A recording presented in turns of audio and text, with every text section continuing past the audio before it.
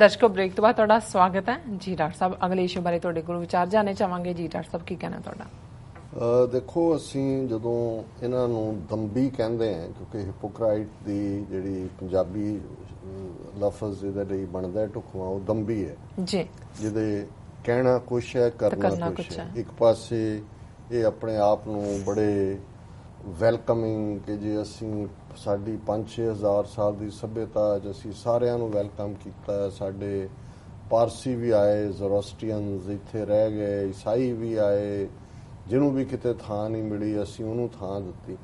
ਪਰ ਅੱਜ ਅੱਖਾਂ ਦੇ ਸਾਹਮਣੇ ਹੈ ਕਿ ਵੀ ਕੀ ਰਵੱਈਆ ਇਹਨਾਂ ਦਾ। ਲਗਭਗ 40,000 ਦੇ ਕਰੀਬ ਰੋਹਿੰਗਏ ਜਿਨ੍ਹਾਂ ਚੋਂ ਬਹੁਤੇ UN ਦੀ ਰਿਫਿਊਜੀ ਏਜੰਸੀ ਨਾਲ ਰਜਿਸਟਰਡ ਨੇ, ਉਹਨਾਂ ਨੂੰ ਕਿਵੇਂ ਇੱਕ ਕਿਕ ਆਊਟ ਕਰਨਾ ਚਾਹੁੰਦੇ ਨੇ, ਵਾਪਸ ਬਲਦੀ ਦੇ ਬੂਥੇ 'ਚ ਭੇਜਣਾ ਚਾਹੁੰਦੇ ਨੇ। ਔਰ ਇਸ ਮਾਮਲੇ ਦੇ ਵਿੱਚ ਜਿਹੜੇ ਉਹਨਾਂ ਨੇ ਉਹਨਾਂ ਦੇ ਜਾਂ ਇਨਸਾਨੀ ਵੈਲਿਊਜ਼ ਦੇ ਉੱਤੇ ਖਲੋਤੇ ਹੋਏ ਲੋਕ ਨੇ ਉਹ ਸਮਾਜ 'ਚ ਵੀ ਨੇ, ਬਹੁਤ ਗਿਣਤੀ ਹਿੰਦੂਆਂ 'ਚ ਵੀ ਇੱਕ ਤਬਕਾ ਤਾਂ ਜ਼ਰੂਰ ਹੈ। ਔਰ ਜਦੋਂ ਅਸੀਂ ਦੇਖਦੇ ਹਾਂ ਕਿ ਹੁਣ ਇਸ ਡਿਪੋਰਟੇਸ਼ਨ ਦੇ ਕਿਸੇ ਵੀ ਆਰਡਰ ਦੇ ਖਿਲਾਫ ਜਿਹੜੇ ਉੱਥੇ ਲੜਨ ਵਾਲੇ ਨੇ ਕਿ ਵੀ ਇਹ ਨਾ ਹੋਏ, ਉਹਨਾਂ ਦੇ ਵਿੱਚ ਵੱਡੇ ਵੱਡੇ ਨਾਂ ਨੇ।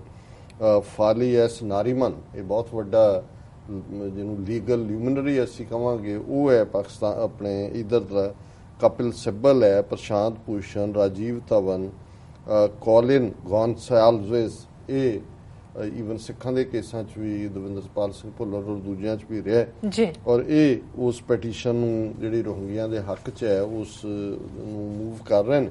ਪਰ ਜਿਹੜਾ ਅੱਜ ਐਫੀਡੇਵਿਟ ਸੈਂਟਰ ਗਵਰਨਮੈਂਟ ਨੇ ਸੁਪਰੀਮ ਕੋਰਟ ਦੇ ਸਾਹਮਣੇ, ਜਿਹਨੂੰ ਕਿ ਉਹਨਾਂ ਦਾ ਜਿਹੜਾ ਬੈਂਚ ਚੀਫ ਜਸਟਿਸ ਦੀਪਕ ਮਿਸ਼ਰ ਹੈ ਉਹਦੇ 'ਚ ਖੁਦ ਉਹਨੂੰ ਹੈੱਡ ਕਰ ਰਿਹਾ, ਔਰ ਉਹਦੇ ਨਾਲ ਜਿਹੜਾ ਉਹਨੂੰ ਉਹਦੇ ਸਾਹਮਣੇ ਐਡੀਸ਼ਨਲ ਸੋਲੀਸਿਟਰ ਜਨਰਲ ਤੁਸ਼ਾਰ ਮਹਿਤੇ ਨੇ ਜਿਹੜਾ ਐਫੀਡੇਵਿਟ ਦਿੱਤਾ ਹੈ, ਉਹਦੇ 'ਚ ਉਹਨਾਂ ਨੇ ਕਿਹਾ ਕਿ ਜੀ describing the illegal Rohingya immigrants as a threat to national security, the NDA government on Monday defended before the Supreme Court its decision to deport them, saying many of them had linkage with terror outfits in Pakistan and other countries. ਉਹ ਵਿਚਾਰਿਆਂ ਨੂੰ ਕੋਈ ਸੁੱਧ ਬੁੱਧ ਨਹੀਂ ਹੈ। many of them, ਜੇ ਤਾਂ ਤੁਸੀਂ ਕਹਿੰਦੇ some of them, ਫਿਰ ਵੀ ਤੁਸੀਂ ਕਹਿੰਦੇ ਦਾ ਮਤਲਬ ਵੀ ਬਾਇਸ ਬੜਾ ਕਲੀਅਰ ਹੈ ਕਿ many of them, ਉਹਨਾਂ ਚੋਂ ਬਹੁਤ ਸਾਰੇ ਜਿਹੜੇ ਨੇ ਉਹ ਤਾਂ ਪਾਕਿਸਤਾਨ ਦੇ ਨਾਲ ਉਹਨਾਂ ਨੇ ਕਿਹਾ many of the Rohingya figure in the suspected sinister design of ISI and ISIS, Islamic State ਨਾਲ ਵੀ ਜੋੜਿਆ ਹੋਇਆ, and other extremist groups who want to achieve their ulterior motives in India, including that of flaring up communal and sectarian violence in sensitive areas of the country, Ministry of Home Affairs said in its much awaited FA। ਉਹਨੇ ਕਿਹਾ ਜੀ ਇਹ ਬਹੁਤ ਇਹਨਾਂ ਚੋਂ ਤਾਂ ISIS ਔਰ ਦੂਜੇ ਨੇ ਇਹ ਤਾਂ ਸਾਡੇ ਤਬਾਹੀ ਮਚਾ ਦੇਣਗੇ ਸਾਰੇ ਭਾਰਤ ਪਰ। ਫਿਰ ਉਹਨਾਂ ਨੇ ਕਿਹਾ ਕਿ ਜੀ national security consideration rank the highest on the countries list of priorities given its geopolitical influence in the region and its vulnerability to cross-border infiltrations due to porous nature of its borders। ਕਿ ਜੀ ਸਾਡੇ border ਇਸ ਕਿਸਮ ਦੇ ਨੇ, ਇਹ ਤਾਂ ਸਾਡੇ ਟੈਰਰਿਜ਼ਮ ਆ ਜਾਏਗਾ। ਔਰ ਥੱਲੇ ਜਾ ਕੇ ਕਹਿੰਦੇ ਜੀ 2012 ਤੋਂ ਲੈ ਕੇ ਇਹ ਇੱਕ ਬੜੀ ਪਲੈਨਡ ਤਰੀਕੇ ਨਾਲ ਇਨਫਲਕਸ started in 2012 and currently there were around 40,000 illegal Rohingyas in India। ਔਰ ਇਹ ਬੜੀ ਪਲੈਨਡ ਤਰੀਕੇ ਨਾਲ ਜਿਹੜਾ ਉਹ ਸਾਡੀ ਡੈਮੋਗ੍ਰਾਫੀ ਬਦਲ ਦੇਣਗੇ, ਸਾਡੀ ਹਿੰਦੂਆਂ ਦੀ ਆਬਾਦੀ ਘਟ ਜਾਏਗੀ ਔਰ demography and social structure which could potentially lead to multiple problem, ਉਹਦੇ ਚੋਂ ਸਾਡੀਆਂ ਬਹੁਤ ਪ੍ਰੋਬਲਮਸ ਹੋਣਗੀਆਂ। ਔਰ ਜਦੋਂ ਕਿਸੇ ਚੀਜ਼ ਨੂੰ ਤੁਸੀਂ ਝੂਠ ਦੇ ਉੱਤੇ ਮਬਨੀ ਹੁੰਦੀ ਹੈ ਫਿਰ ਟੂ ਮੈਨੀ ਪ੍ਰੂਫਸ। ਫਿਰ ਇੱਕ ਸਟੋਰੀ ਜਦੋਂ ਅਸੀਂ ਇਹ ਦੇਖਦੇ ਹਾਂ ਵੀ ਇਹ ਐਫੀਡੇਵਿਟ ਉਹਨਾਂ ਦੇ ਹੋਮ ਮਿਨਿਸਟਰੀ ਨੇ ਦਿੱਤਾ ਹੈ, ਔਰ ਦੂਜੀ ਸਟੋਰੀ ਨਾਲ ਦੀ ਨਾਲ ਪਲਾਂਟ ਹੋ ਗਈ suspected Al-Qaeda operative planning to radicalize Rohingyas arrested in Delhi। ਉਹਨੂੰ ਫੜਿਆ, ਉਹਨੇ ਕਿਹਾ ਜੀ ਇਹ ਬ੍ਰਿਟਿਸ਼ ਸਿਟੀਜ਼ਨ ਨੇ ਸ਼ੋਮਾਨ ਹੱਕ, ਪਰ ਇਹ ਕੋਈ ਰਾਜੂ ਬਹੀਆ ਬਣਿਆ ਹੋਇਆ ਸੀ ਔਰ ਇਹਦੇ ਲਿੰਕ ਇਸਲਾਮਿਕ ਸਟੇਟ ਨਾਲ ਆ ਗਏ। ਇਹਦੇ ਬੰਗਲਾਦੇਸ਼ੀ ਓਰੀਜਨ ਦਾ 27 ਸਾਲਾ, ਇਹਦੀ ਟ੍ਰੇਨਿੰਗ ਜਿਹੜੀ ਹੈ ਉਹ ਇਸਲਾਮਿਕ ਸਟੇਟ ਦੇ ਕੈਂਪਾਂ 'ਚ ਹੋਈ, ਸੀਰੀਆ 'ਚ ਟ੍ਰੇਨਿੰਗ ਹੋਈ, ਰਾਜੂ ਭਾਈਜ਼ ਇਨ ਦਿੱਲੀ। ਔਰ ਇਹ ਰਿਕਰੂਟ ਕਰ ਰਿਹਾ ਸੀ ਜਿਹਾਦ ਦੇ ਲਈ ਬੰਦਿਆਂ ਨੂੰ ਰੋਹਿੰਗਿਆਂ ਦੇ ਖੈਮਿਆਂ 'ਚ ਜਾ ਕੇ।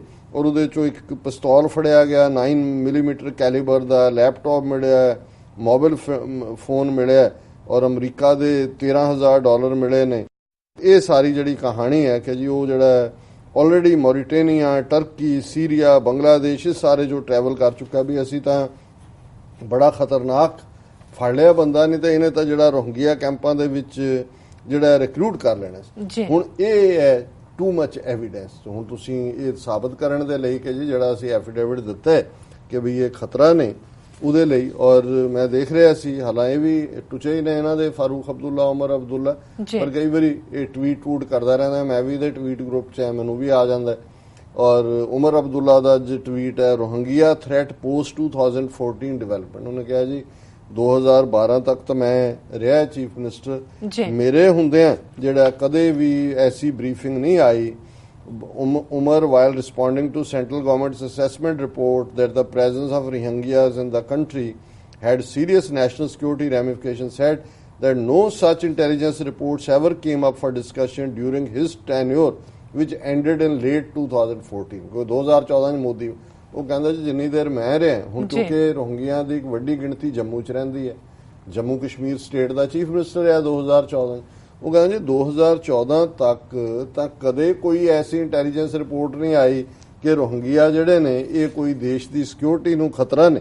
ਲੇਕਿਨ ਹੁਣ ਕਿਉਂਕਿ ਮੋਦੀ ਆ ਗਿਆ ਔਰ ਉਹਨਾਂ ਦੇ ਲਈ ਚੱਕਮਾ ਔਰ ਹੁੰਜਾ ਜਿਹੜੇ ਉਧਰੋਂ ਟਰਾਈਬ ਆਏ ਹੈ, ਇੱਕ ਬੋਧੀ ਹੈ, ਇੱਕ ਹਿੰਦੂ ਹੈ, ਉਹ ਤਾਂ ਠੀਕ ਠਾਕ ਨੇ, ਉਹ ਤਾਂ ਰਹਿ ਸਕਦੇ ਨੇ, ਪਰ ਮੁਸਲਮਾਨ ਆ ਗਏ ਤਾਂ ਡੈਮੋਗ੍ਰਾਫਿਕ ਬਦਲ ਦੇਣਗੇ ਔਰ ਬੜਾ ਵੱਡਾ ਖਤਰਾ ਨੇ।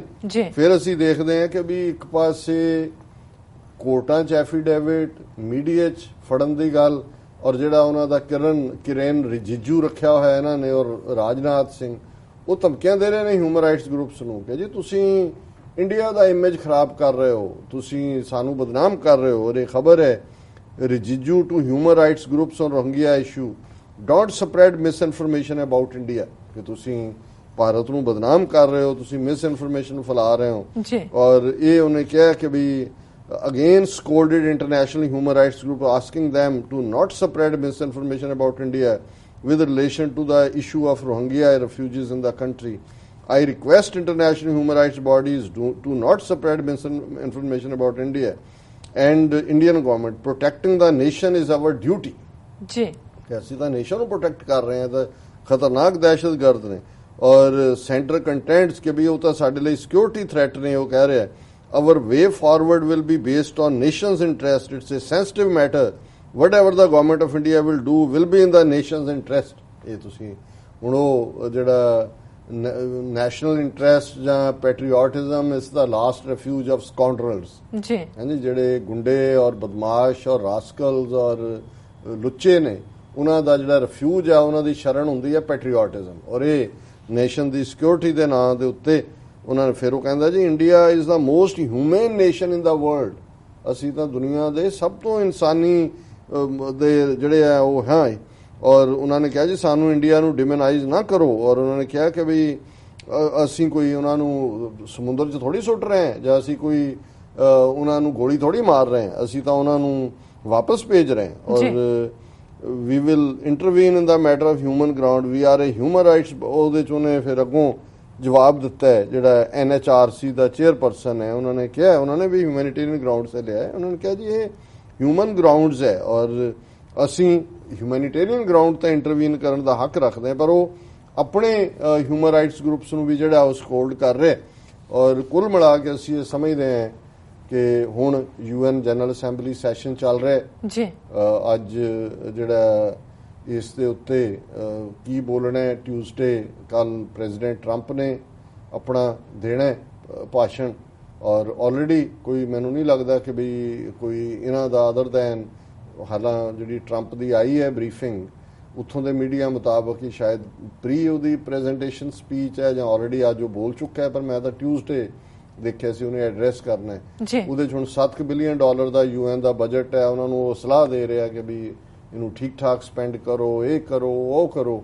ਪਰ ਮੈਨੂੰ ਨਹੀਂ ਲੱਗਦਾ ਵੀ ਇਸ ਵੇਲੇ ਕੋਈ ਰੋਹਿੰਗਿਆ ਇਸ਼ੂ ਉਹ ਸਿਕਿਉਰਿਟੀ ਕੌਂਸਲ ਤਾਂ ਦੂਰ ਦੀ ਗੱਲ, ਈਵਨ ਨੈਸ਼ਨਲ ਲੈਵਲ ਤੇ ਵੀ।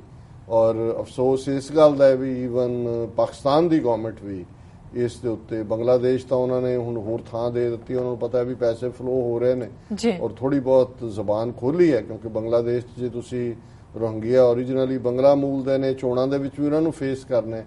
ਪਰ ਜਿਹੜੀ ਇਸਲਾਮਿਕ ਕੰਟਰੀਜ਼ ਦੇ ਵੀ ਚੁੱਪੀ ਹੈ ਔਰ ਟੋਟਲੀ ਕੋਲਡ ਸ਼ੋਲਡਰਡ ਐਟੀਟਿਊਡ ਹੈ ਇਹ ਮੈਂ ਸਮਝਦਾ ਵੀ ਕੰਡੈਮਨੇਬਲ ਹੈ। ਜੀ ਜੀ ਔਰ ਅਸੀਂ ਅਗੇਨ ਜਿਹੜੇ ਸਿੱਖ ਗਰੁੱਪ ਸਿੱਖ ਏਡ ਯੂਨਾਈਟਿਡ ਸਿੱਖਸ ਜਿਹੜੇ ਹਿਊਮੈਨਿਟੇਰੀਅਨ ਕੰਮ ਕਰ ਰਹੇ ਨੇ, ਅਸੀਂ ਇਹ ਅਪੀਲ ਵੀ ਕਰਦੇ ਹਾਂ ਆਪਣੇ ਦਰਸ਼ਕਾਂ ਨੂੰ, ਸਰੋਤਿਆਂ ਨੂੰ, ਕਿ ਵੱਧ ਤੋਂ ਵੱਧ ਮਦਦ ਕੀਤੀ ਜਾਏ। ਇਹ ਇੱਕ ਇਨਸਾਨੀਅਤ ਦੇ ਨਾਤੇ ਜਿਹੜੇ ਇਸ ਵੇਲੇ ਸਫ਼ਰ ਕਰ ਰਹੇ ਨੇ ਉਹਨਾਂ ਦੀ ਮਦਦ ਕਰਨਾ ਇਹ ਸਾਡਾ ਇਖਲਾਕੀ ਫਰਜ਼ ਹੈ। ਇੱਕ ਸਿੱਖ ਦੇ ਨਾਤੇ ਕੁੱਲ ਦੁਨੀਆ ਦੀ ਪੀੜ ਇਨਸਾਨੀਅਤ ਦੇ ਨਾਲ ਜੁੜਿਆ ਹੋਇਆ ਹੈ। ਸਾਡਾ ਫੇਥ ਇਹੀ ਸਾਨੂੰ ਜਿਹੜਾ ਹੈ ਉਹ ਸਾਨੂੰ ਪ੍ਰੇਰਨਾ ਦਿੰਦਾ ਹੈ ਕਿ ਅਸੀਂ ਹਰ ਇੱਕ ਦੁਖੀ ਦੀ ਬਾਂਹ ਫੜੀਏ। ਜੀ ਡਾਕਟਰ ਸਾਹਿਬ ਬਿਲਕੁਲ ਇੱਥੇ ਲੈਣਾ ਬ੍ਰੇਕ ਤੋਂ ਪਹਿਲਾਂ ਫਿਰ ਦੁਬਾਰਾ ਆਪਾਂ ਆਪਣੇ ਦਰਸ਼ਕਾਂ ਦੇ ਸਰੋਤਿਆਂ ਨੂੰ ਅਪੀਲ ਕਰ ਦਈਏ। ਵਿਊਅਰਸ, ਅਸੀਂ ਚਾਹੁੰਦੇ ਹਾਂ ਕਿ ਤੁਸੀਂ TV 84 ਦੀ ਵੱਧ ਤੋਂ ਵੱਧ ਮਾਈਕ ਸਹਾਇਤਾ ਕਰੋ। ਤੁਸੀਂ ਆਪਣੀ ਮਾਈਕ ਸਹਾਇਤਾ ਸਾਡੀ ਵੈਬਸਾਈਟ tv84.tv ਤੇ ਜਾ ਕੇ ਰਿਕਰਿੰਗ ਡੋਨਰ ਬਣ ਕੇ ਕਰ ਸਕਦੇ ਹੋ, ਜਾਂ ਫਿਰ ਤੁਸੀਂ TV 84 ਦੇ ਨਾਮ ਤੇ ਚੈੱਕ ਬਣਾ ਕੇ ਸਾਨੂੰ ਮੇਲ ਕਰ ਸਕਦੇ ਹੋ 36-01 37th ਐਵਨਿਊ, ਲੌਂਗ ਆਈਲੈਂਡ ਸਿਟੀ, ਨਿਊਯਾਰਕ 11101 USA, ਜਾਂ ਫਿਰ ਤੁਸੀਂ ਫੋਨ ਰਾਹੀਂ ਵੀ ਸਾਨੂੰ ਸੰਪਰਕ ਕਰ ਸਕਦੇ ਹੋ 5164060694।